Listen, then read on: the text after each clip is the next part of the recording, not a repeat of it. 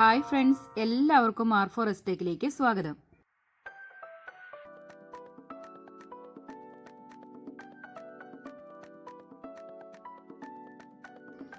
ഒരു പാൻ അടുപ്പത്ത് വെച്ച് നമുക്ക് ഫ്ലെയിം ഓണാക്കി ഒരല്പം നെയ്യ് അതിലേക്ക് ചേർത്ത് കൊടുക്കുന്നുണ്ട്. 2 ടീസ്പൂൺ നെയ്യോളം വേണം. അപ്പം നെയ്യ് ഒന്ന് ചൂടായി വന്നിട്ടുണ്ട്. അതിലേക്ക് നമ്മൾ നമ്മുടെ മുന്തിരി ഇട്ടൊന്ന് മൂപ്പിച്ചെടുക്കാം.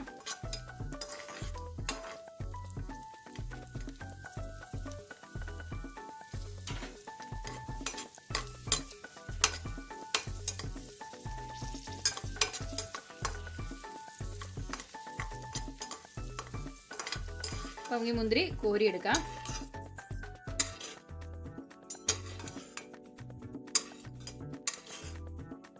ഇനി അതിലേക്ക് തന്നെ നമുക്ക് അണ്ടിപ്പരിപ്പ് കൂടെ ചേർത്ത് കൊടുക്കാം. അതും കൂടെ നമുക്ക് വറുത്ത് കോരിയെടുക്കണം. അണ്ടിപ്പരിപ്പ് ഒന്ന് നന്നായിട്ട് മൂത്തിട്ടുണ്ട്. നമുക്കിത് അതുകൂടെ ഞാനിങ്ങ് കോരി മാറ്റുവാണ്.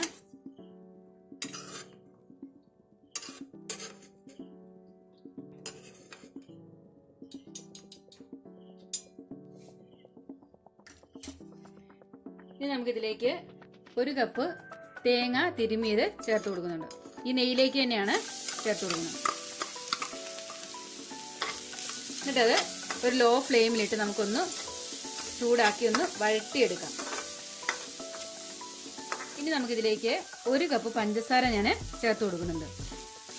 എന്നിട്ട് നമുക്ക് ലോ ഫ്ലെയിമിലിട്ട് തന്നെ വേണം ചെയ്യാൻ, അല്ലെങ്കിൽ പെട്ടെന്ന് അതങ്ങ് മൂത്ത് കരിയും. നമുക്ക് ലോ ഫ്ലെയിമിലിട്ട് ഇതൂടെ ഒന്ന് നന്നായിട്ടൊന്ന് വഴറ്റാം.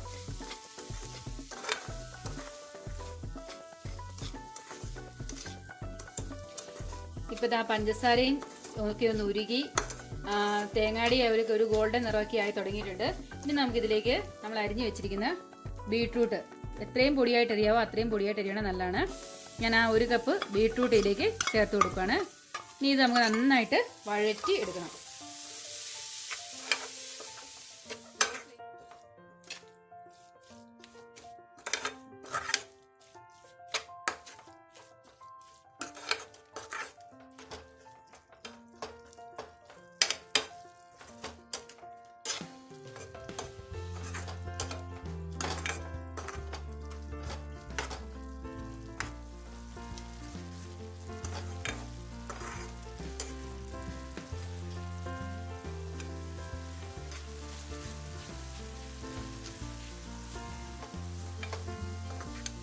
അപ്പം നമ്മുടെ ബീട്രൂട്ടും ഒക്കെ നന്നായിട്ടൊന്ന് വെന്ത് വന്നിട്ടുണ്ട്.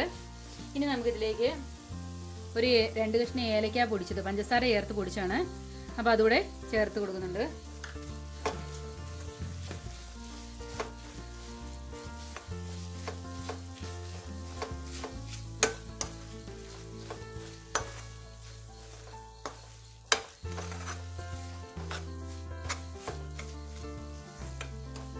അപ്പോൾ നമ്മുടെ ലഡുവിനുള്ള ഇതെല്ലാം റെഡി ആയിട്ടുണ്ട്. ഇനി ഞാൻ ഫ്ലെയിം അങ്ങ് ഓഫ് ആക്കുവാണ്.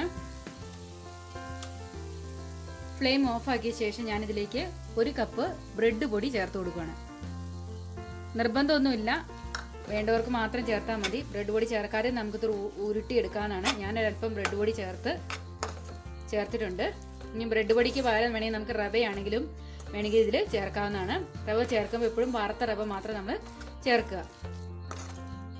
അങ്ങനെ നമുക്കിത് ഉരുട്ടിയെടുക്കാവുന്നതാണ്. അപ്പം ഇനി ഞാനിതിലേക്ക് നമ്മൾ വറുത്ത് കോരി വെച്ചിരുന്ന അണ്ടിപ്പരിപ്പ് മുന്തിരിങ്ങയും കൂടെ ഒന്ന് ചേർക്കുന്നുണ്ട്. എന്നിട്ട് ഇതൊരു അല്പം നേരം നമുക്ക് തണുക്കാനായിട്ട് വെക്കാം. നല്ല ചൂടായതുകൊണ്ട് ഒരു അല്പം താഴ്ന്നതിന് ശേഷം ഒരു ചെറു ചൂടോടുകൂടി നമുക്കിത് ഉരുട്ടി എടുക്കാം.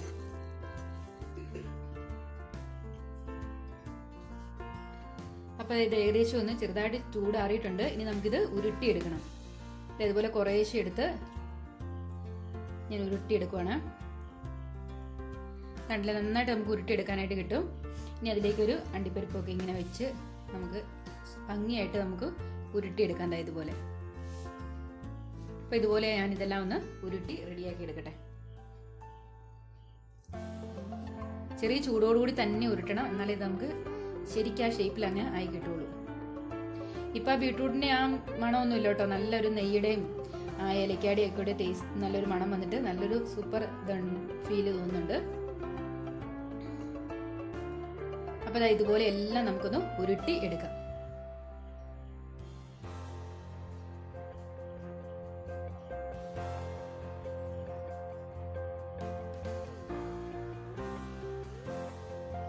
ടേസ്റ്റി ആൻഡ് ഹെൽത്തി ആയിട്ടുള്ള ബീട്രൂട്ട് ലഡു ഇവിടെ തയ്യാറായി കഴിഞ്ഞിട്ടുണ്ട്. അപ്പോൾ എല്ലാവരും ഒന്ന് ട്രൈ ചെയ്ത് നോക്കുക. നിങ്ങൾക്ക് തീർച്ചയായും ഇഷ്ടമാകും. ഇഷ്ടമാവുകയാണെങ്കിൽ ലൈക്ക് ചെയ്യാനും ഷെയർ ചെയ്യാനും മറക്കരുത്.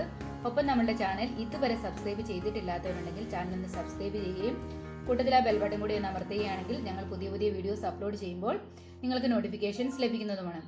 അടുത്തൊരു